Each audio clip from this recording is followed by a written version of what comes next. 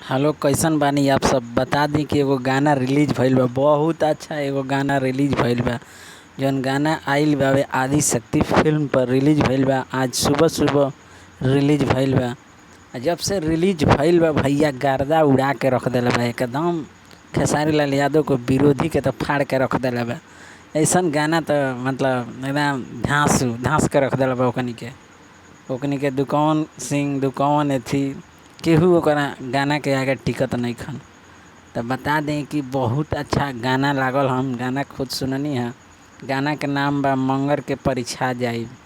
जौन गाना के नाम बा मंगर के परीक्षा जाई। और गाना लिखले बड़ा अखिलेश कश्यप और विशाल भारती। म्यूजिक बा श्याम सुंदर के म्यूजिक बा में। और बता दी कि मैं फिट बाड़ी भैया उहे एक्ट्रेस अनीशा पांडे। बहुत अच्छा उनकर एक्टिंग लागेला हमरा। और आप लोग भी देखले होके बहुत अच्छा उनकर लागेला एक्टिंग। तो भैया अभी तक नहीं सुनले तो जा करके सुनी और लाइक और शेयर दबा के करें। और वीडियो ही कैसन लागल है हमारे के ज़रूर कमेंट करके बताएं। और खेसारी लाल यादव के विरोधी के गाड़िए फाट गई है भैया गाड़े फाट गई है। ऐसा इंसान गाना लेके आवता रहे हमारे हिट मशीन ट्रेंडिंग स्टार दबंग स्टार सुपर स्टार।